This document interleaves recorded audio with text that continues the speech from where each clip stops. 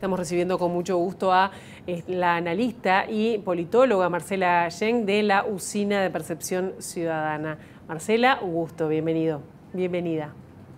Un gusto estar acá con ustedes hoy, en esta tarde. Y bueno, como bien decían hasta hace unos minutos, ¿no? Se llevó a cabo ayer el debate entre los senadores Guido Manini Ríos y Óscar Andrade, que son dos figuras con un perfil alto, tanto en el gobierno como en la oposición. Y como ustedes estaban también diciendo, bueno, este debate tuvo un formato muy tradicional, con bloques expositivos, con tiempo para exposición central, intercambio breves, y tuvo algunas características distintivas, como el que se haya desarrollado en el interior del país, el que haya tenido altos niveles de rating, a pesar de no haber sido transmitido por los canales comerciales de aire ni por la televisión pública nacional de aire, ¿no? Estos altos niveles de audiencia habían sido anunciados previo al debate por la Usina de Percepción Ciudadana en base a la encuesta que realiza en formato panel. Y recordemos muy brevemente qué es esto, ¿no? Que un panel es una muestra a la que se le sigue a través del tiempo. Y antes del debate, cerca de 8 de cada 10 personas encuestadas dijeron que sabían que el debate iba a ocurrir y más de la mitad dijo que lo iba a ver.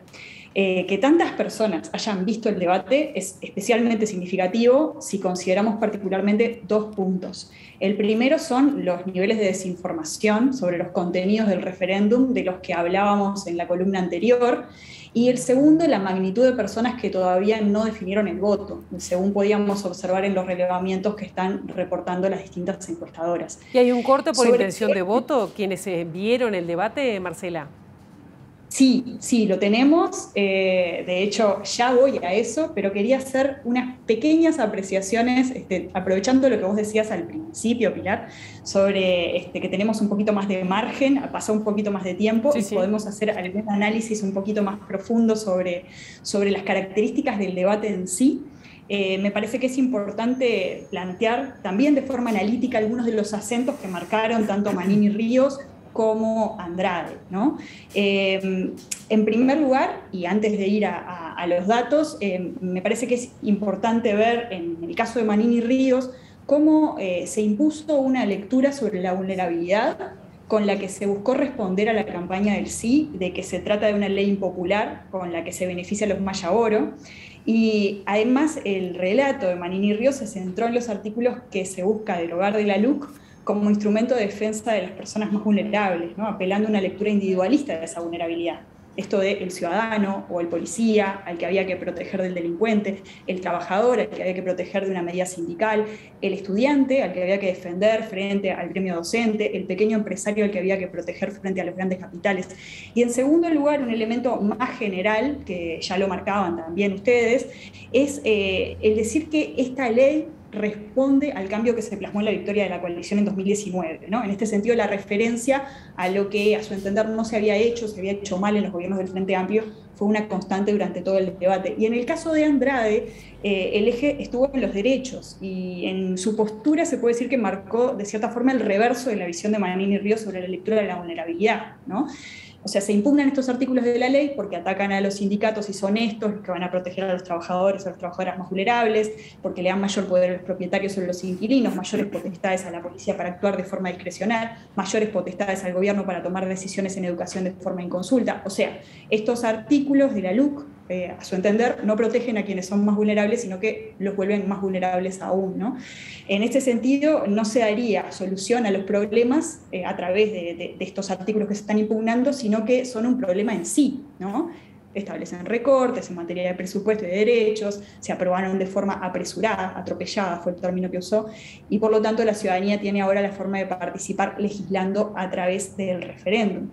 En este sentido me parece que es importante considerar que mientras Manini Ríos apeló, digamos, al votante que es el ciudadano que apoyó a la coalición en 2019 y que rechaza las políticas del FA, en el caso de Andrade, el votante al que se apela no es necesariamente el que apoyó al FA, o no lo es solamente. O sea, basta ver el mensaje final del debate diciendo que no se está eligiendo partido político, sino un país en el que vivir mejor, en el caso de Andrade, mientras que Manini Ríos dice que no hay que retroceder en el camino que se inició con el cambio de gobierno.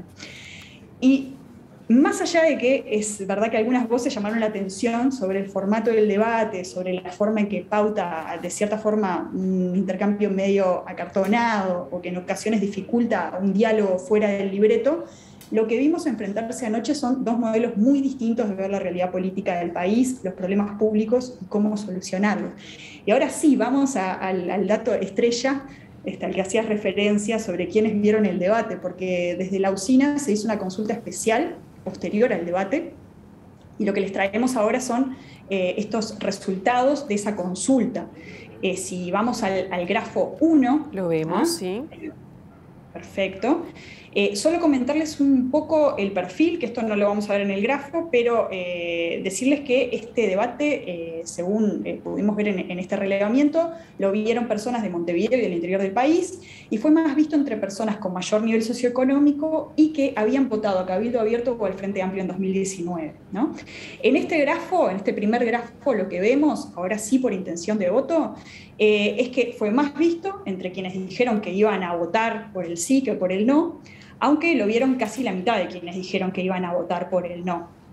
Sin embargo, cuando vemos lo que pasa con las personas indecisas, acá vemos que baja mucho la visión sobre el debate, ¿no? Cerca de 1 de cada 5 de quienes estaban indecisos lo vio.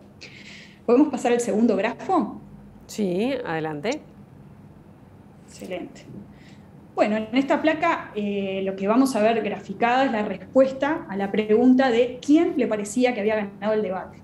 Y lo que vemos es que sirvió para convencer más a quienes estaban convencidos y convencidas, ¿no? Porque el 70% de quienes dijeron que van a votar el sí, dijeron que Andrade había ganado, e igual porcentaje de quienes dijeron que iban a votar el no, opinaron que era Manini Ríos el vencedor. Y vamos al tercer grafo. Eso quiere decir que en realidad esto siempre es confirmatorio, no es que se ganen nuevos adherentes, ¿no? En general, en los formatos de debate. Por lo que estamos viendo en este debate, estaríamos viendo exactamente eso, ¿no? Justamente si nos fijamos además entre lo que veíamos en el grafo anterior sobre las personas indecisas, ¿no? Muy pocas personas indecisas lo vieron, ¿no? Quienes más vieron el debate fueron quienes ya habían manifestado que iban a votar por el sí o por el no. Bien, y con respecto a quién crees que explicó mejor los temas, que es otra cosa que ganar o no, ¿no? Y además fueron 4 bloques diferentes con tonos distintos. ¿Qué respondieron allí? Bueno, ahí es interesante porque le preguntamos a las personas que respondieron esta encuesta justamente sobre estas áreas temáticas, y eso es lo que vamos a ver en este último grafo, ¿no?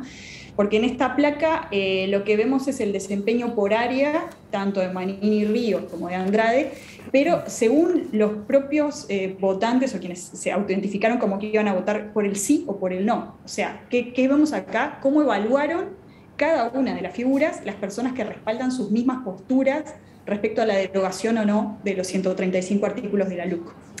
Ya vimos antes que tanto quienes iban a votar al no como quienes iban a votar al sí opinaban que quienes representaron estas opciones en el debate fueron los vencedores, ¿no?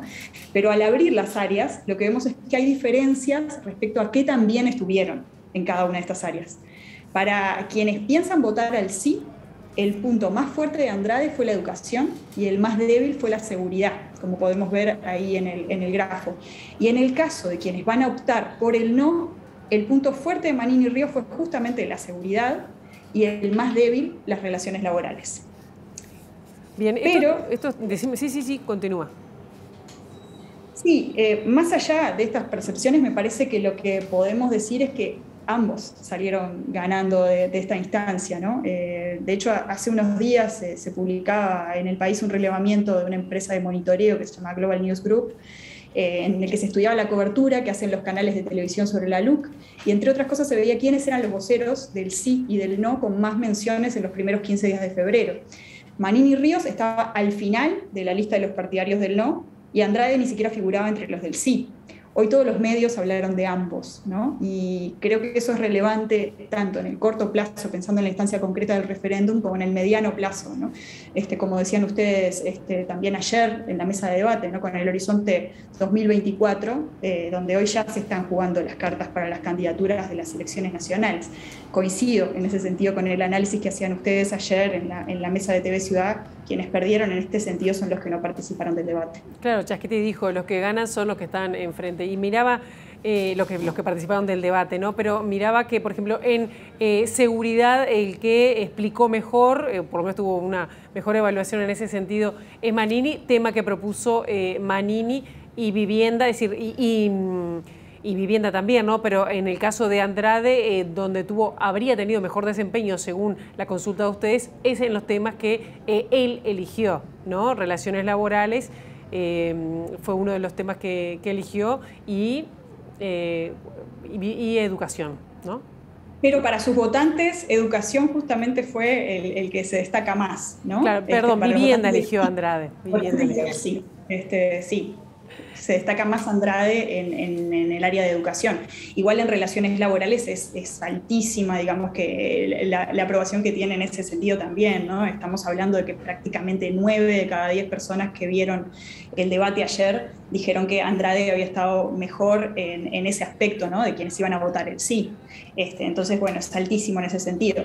Y lo mismo se repite en el caso de Manini Ríos para los votantes del no, ¿no? Donde, bueno, de vuelta vemos esto de que es mucho mejor evaluado Manini Ríos por quienes respaldan su misma opción, ¿no? Y en el caso, obviamente, de seguridad, vemos que prácticamente, o sea, casi la totalidad de las personas que van a votar al no y que vieron a Manini Ríos ayer dijeron que él había estado mucho mejor en el área de seguridad, ¿no?